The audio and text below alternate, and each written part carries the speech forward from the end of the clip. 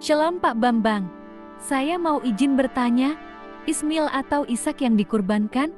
Mohon pencerahannya. Kemudian soal Ismail dan Ishak ini juga saya tidak mau berdebat soal itu.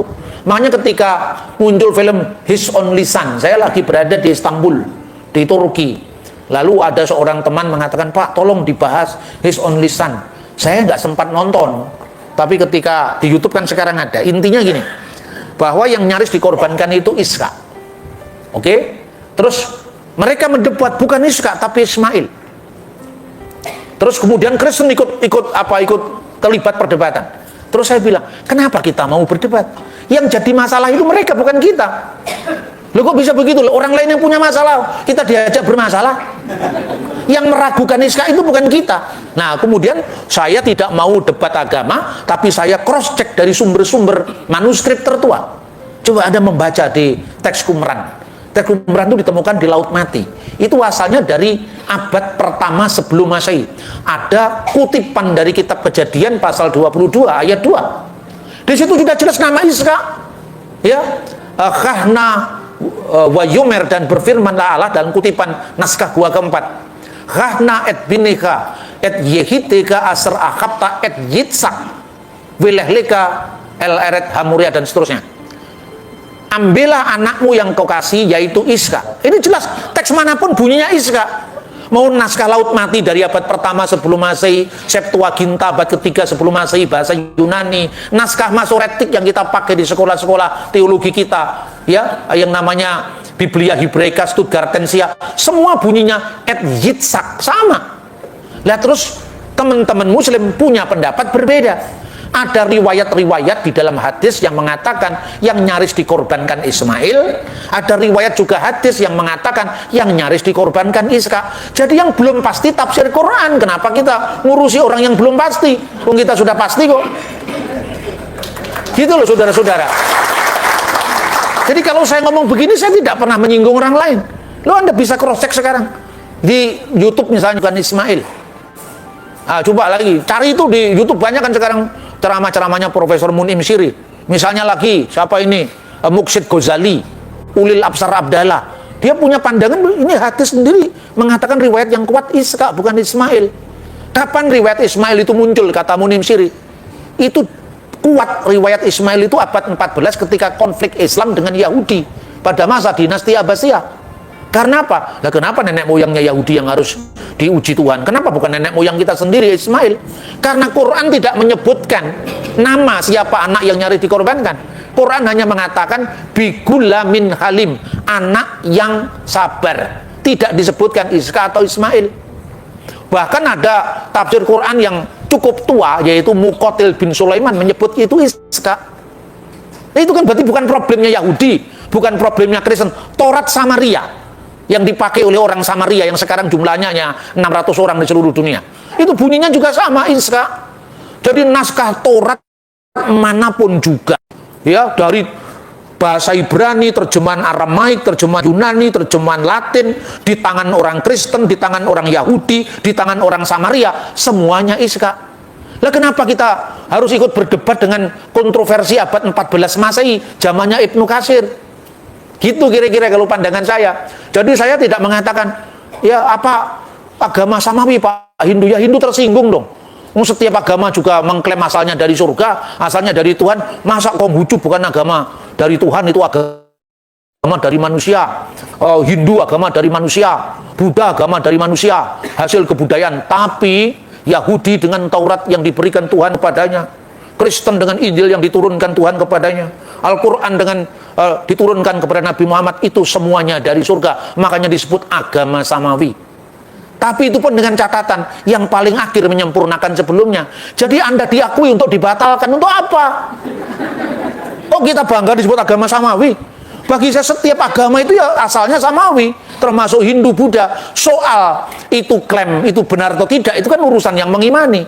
Saya lebih sesuai dengan apa yang disampaikan oleh Profesor Olaf Suman. Ada agama-agama yang disebut Semitic religion. Semitic itu agama keturunan Sem, putranya Nuh. Nah, Islam termasuk agama Semitic ini. Nah, kalau Hindu, Buddha itu anggap saja agama Timur. Tapi kaitannya apa dengan iman kita? Tidak tidak tercatat dalam kitab suci, karena yang suka bertengkar tuh dua itu, Yahudi, Kristen, tambah Islam kan gitu kan. Nah itu kira-kira saudara, makanya dalam era dialog ini logika kita bukan logika polemik, tapi logika dialog teologis, menghormati orang lain pada posisinya tanpa mengintervensi orang lain pada tafsirannya masing-masing. Nah biasanya kan seperti contoh seperti ini penting, misalnya gini ya, kenapa Yesus itu dijadikan Tuhan padahal dia nabi? Ini ukurannya siapa? Nabi kok berzina sama anaknya, itu misalnya Lot. Lot itu kan berzina sama putranya, dikasih mabuk itu, gitu. Sama lahirnya orang yang namanya Moab dan Amon. Bani Moab ya. Moab itu Meab dari bapak, dan Amon itu kemudian Aman sekarang, kota Aman sekarang. Nah, tidak mungkinlah Nabi seperti ini. Justru kami sangat menghormati Nabi. Makanya Nabi tidak mungkin seperti yang digambarkan dalam kitab Bible. Begitu kan? Bible itu melecehkan Nabi. Itu perspektifnya siapa? Pertama sekarang, siapa yang bilang Lot itu Nabi? Nah itu dulu kan. Tidak ada tradisi Kristen atau Yahudi yang mengatakan Lot itu Nabi. Lot itu bukan Nabi. Lah yang menabikan juga kamu sendiri. Setelah gak cocok, kamu mengkritik Alkitab. Ini kan gak fair gitu loh. Lot itu bukan Nabi. Itu satu. Yang kedua, bahaya untuk mempelajari kitab suci apapun kalau dari sudut pandang sejarah, itu namanya anakronisme. Anakronisme itu apa? Berasal di kata ana, itu melawan. Kronos itu kronologi, melawan kronologi sejarah. Pertanyaannya sekarang, kenapa anak-anak Lot ini, dua putrinya ini, begitu antusiasnya agar bapaknya dikasih mabuk supaya dia dapat berketurunan? Karena apa? Karena budaya Timur Tengah kuno itu takut dengan kemandulan. Dan itu tidak hanya ada dalam kitab suci loh. Anda bisa membaca pada teks-teks arkeologi yang sejaman dengan itu. Orang Timur Tengah kuno itu, orang mandul itu disesali. Karena itu harus ada solusinya. Ketika orang menikah, suami istri, istrinya tidak punya anak, itu bahasa undang-undangnya tidak bisa memberikan anak kepada suaminya. Nah ini sudah keliru. Yang memberikan anak bukan istri tapi Tuhan. Ini sudah diskriminasi gender ini. Maka suami itu boleh mengambil hambanya untuk mendapatkan anak dari dia. Ini undang-undang Hammurabi yang bilang begini. Saya nggak ngomong Alkitab. Ini undang-undang Lipit Estar yang ngomong begini. Bandingkan dengan kasus Abraham. Jadi memahami Abraham itu dengan undang-undang pada zamannya, bukan undang-undang perkawinan tahun semarganya. Tidak berketurunan. Ini tidak ada laki-laki di sini. Laki-laki yang semarga dengan dia. Makanya keturunan kita akan punah. Kita akan menjadi aib bagi keluarga kita. Karena di peristiwa, karena kebingungan bapaknya dikasih mabuk. Artinya dikasih mabuk karena apa? Karena nuraninya masih jalan. Itu bapak saya, itu bukan suami saya. Tapi gimana tidak ada laki-laki lain? Dikasihlah mabuk sama dia. Jangan diukur dari ukuran sejarah sekarang, karena beda. Itu satu. Kedua, bukti dalam Alkitab. Misalnya bukti dalam Taurat. Kenapa orang Yahudi dalam hukum khusus, kemarin kita baca, hukum umum, jangan mencuri, jangan membunuh, jangan berzina, itu berlaku bagi semua bangsa, yang dikenal mispatin. Lalu hukum peringatan dan hukum khusus. Hukum khusus misalnya Yahudi tidak boleh makan babi, tapi Papua boleh. Gitu? Saya selalu ulang-ulang ini supaya Anda tidak ikut jadi Yahudi, ya kan? Yahudi tidak boleh makan unta, Arab boleh, ya kan? Makanya orang Arab itu menebusnya dengan korban unta, seperti kasusnya kakeknya Nabi Muhammad, Abdul Muthalib. Itu berjanji kepada dewa sepasang dewa dewi namanya Isaf dan Neila. Kalau saya punya anak 10 laki-laki, saya akan berikan yang terbaik, yang tercakep kepada kedua pasangan dewa dewi ini. Akhirnya dia punya anak bener. Yang tercakep itu Abdullah, bapaknya Nabi Muhammad. Dia harus ditagih jantung korban.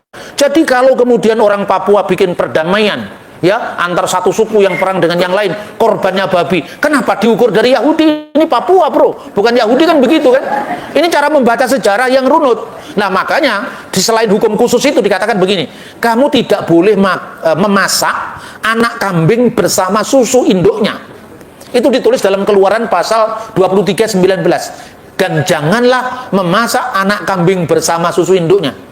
Namanya hukum khusus, nggak ada penjelasan. Tapi arkeologi bisa menjawab. Kenapa Israel tidak boleh memasak daging bersama susu induknya?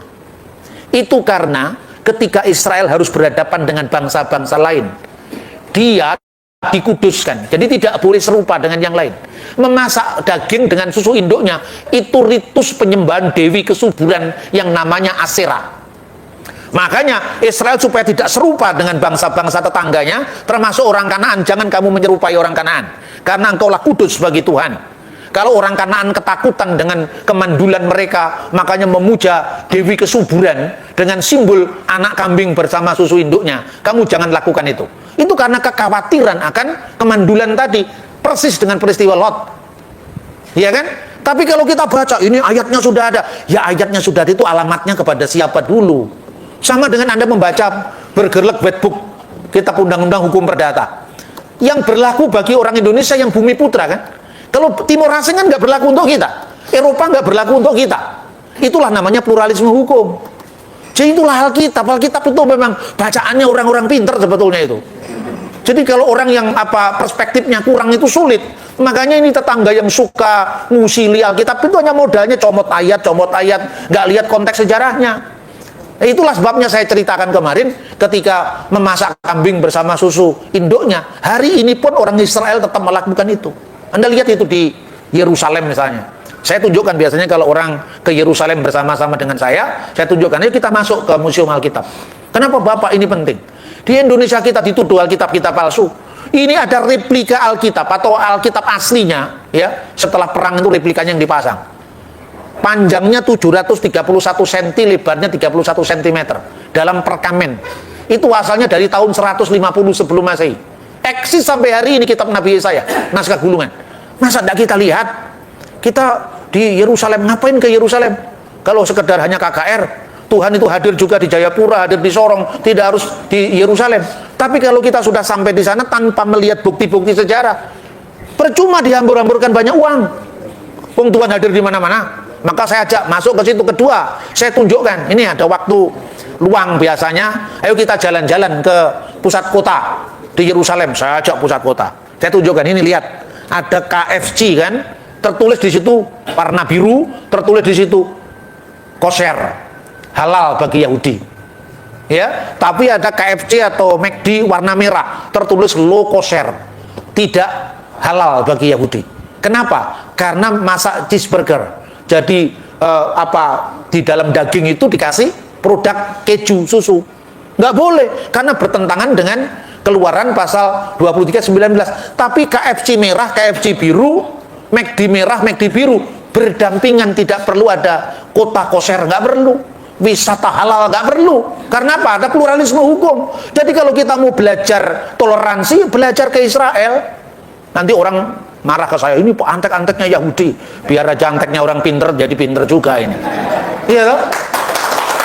Tapi saya bukan anteknya Yahudi, saya juga membela Palestina. Tapi bukan Palestina yang suka memalsukan sejarah. Palestina yang mau damai, ya kita ajak damai. Tapi kalau mereka yang kerjanya bikin kebohongan terus, ini Tel Aviv mencekam, Tel Aviv dibom. Ya saya datang ke sana nggak dibom. Beritanya kok seperti itu gitu loh. Ya saya selalu selama selesai saat perang, setelah Oktober 2023 saya sudah ke Israel 7 kali. Terakhir kemarin bulan Desember, ya. Dan saya akan berangkat lagi tanggal 11 Februari ini saya berangkat lagi ke Israel. Jadi saya tunjukkan bahwa ada hal-hal yang memang perlu dikomunikasikan dengan sejuk di Indonesia. Terus tentang masak kambing bersama susu induknya. Kalau kita tidak lihat aspek sejarah, coba lihat. Ketika Abraham menjamu 3 tamunya, apa yang disuguhkan Abraham? Daging lembu yang gemuk bersama dade. Dade itu produk susu. Berarti Abraham melanggar Keluaran pasal 23 ayat 19. Zaman Abraham imamat belum diberikan. Zaman Abraham belum ada Musa. Kan kita harus lihat sejarah itu konteksnya apa. Lah kalau Anda membaca, minta maaf, kitab suci Al-Quran lebih mudah. Karena kalendernya cuma 1. Semua dilihat dari perspektif Nabi yang 1. Makanya bahasanya juga mudah. Bahasa Arab saja. Anda membaca kitab Keluaran, kitab Kejadian. Bahasanya Ibrani di zaman kira-kira tahun 1300 sebelum Masehi. Tapi kalau Anda membaca kitab Daniel, separuh ayatnya pakai bahasa Aram, separuh ayatnya, separuh pasalnya pakai bahasa Ibrani. Gitu kan? Berarti kalau kita membaca misalnya zaman kerajaan Sriwijaya, kira-kira ngerti nggak? Suruh membaca Alkitab terjemahan baru edisi 2. Nggak ada yang ngerti waktu itu. Lalu saya tunjukkan kepada teman-teman lintas agama ini. Untuk memudahkan Anda paham Alkitab saya, tolong saya mau kasih hadiah pada kalian. Saya mau membaca prasasti dari zaman kerajaan Sriwijaya. Prasasti apa, Pak? Prasasti Kedukan Bukit. Ini bahasa Melayu loh. Bahasa akarnya bahasa Indonesia dan Malaysia sekarang. Dengar baik-baik ya. Saya mau baca prasasti ini baris pertama. Dapunta yang naik di Sampau ngalap Sidayatra. Dapunta yang naik di Sampau ngalap Sidayatra. Mana yang ngerti bahasa Malaysia, bahasa Melayu? Semua bengong. Mana satu kata yang kamu pahami saya bayar 1 juta, saya bilang gitu. Namanya mahasiswa, duit 1 juta kan luar biasa itu. Untuk jajan kan. Tidak ada yang angkat tangan. Kenapa ada angkat tangan? Tidak ngerti, Pak. Itu bahasa baru tahun 645 Masehi, kamu sudah lupa. Lah kamu mau mempersoalkan Alkitab yang sudah ribuan tahun. Pangkatmu itu apa? Ini bahasa Melayu baru abad ke-7. Anda sudah tidak paham. Saya jelaskan ya. Dapunta yang itu nama orang. Yang jelas waktu itu nama orang belum ada yang namanya Muhammad Soleh, nama-nama Nusantara asli atau nama minimum Sansekerta. Karena Arab belum masuk Indonesia kan. Nah contoh, yang itu artinya Tuhan. Makanya ada kata sembahyang, itu Nusantara asli. Sebelum Sansekerta masuk, sebelum Arab masuk, sebelum Inggris masuk, naik itu menjadi kata naik sekarang. Seperti kata layak, laik. Ya Tuhan kami tidak laik. Coba tanyakan kepada anak-anak sekarang apa artinya laik. Nggak ada yang tahu. Padahal itu baru tahun 1960-an, 1970-an, 1970-an. Naik di Sampau. Sampau itu sekarang Sampan. Ngalap Sidayatra. Ngalap itu mengejar, Sidayatra itu bahasa Sansekerta. Berkat Tuhan.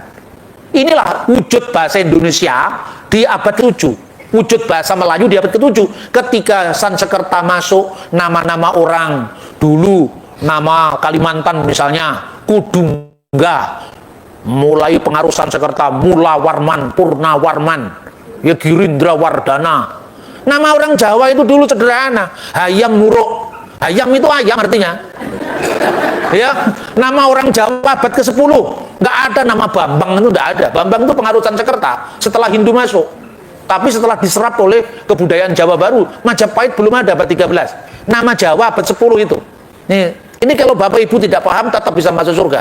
Saya hanya tunjukkan kompleksitas bahasa ya. Misalnya, prasasti Balitung itu abad 10 Masehi. Tertulis di sana misalnya.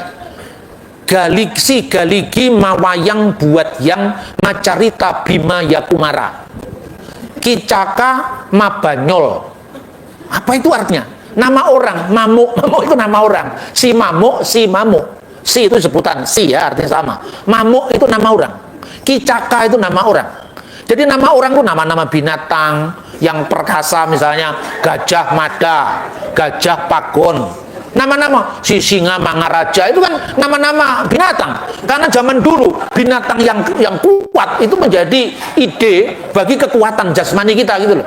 Nama itu juga muncul, misalnya Pantera itu penter, macan kumbang. Nama-nama itu juga muncul. Ketika Hindu masuk baru nama-namanya didewakan. Ada nama dewa, ya. Nah, mawayang itu memainkan wayang. Buat yang dipersembahkan buat Tuhan. Jadi waktu dulu pertunjukan bayang-bayang yang Nusantara asli. Lalu ketika Hindu masuk, Macarita, ceritanya Bima, ketika sang Bima Yakumara ketika masih muda, cerita Bima itu dari India, tapi pertunjukan wayang itu Nusantara asli. Ini contoh-contoh seperti ini, ya. Dulu nama orang Manado itu Pingkan misalnya. Begitu Kristen masuk, satu kampung namanya Maria, Maria Magdalena, Marta, bener nggak? Elizabeth. Budaya lokalnya hilang. Makanya orang Papua biar aja ada nama baptisnya, nama Alkitab, tapi nama aslinya jangan dibuang. Itu lokalitas kita gitu loh. Nah ini saya berikan contoh betapa hanya jarak waktu yang ratusan tahun saja sudah seperti itu, apalagi ribuan tahun. Oke Pak Bambang, penjelasan Anda sangat mencerahkan dan menguatkan iman kami. Terima kasih, Tuhan Yesus memberkati.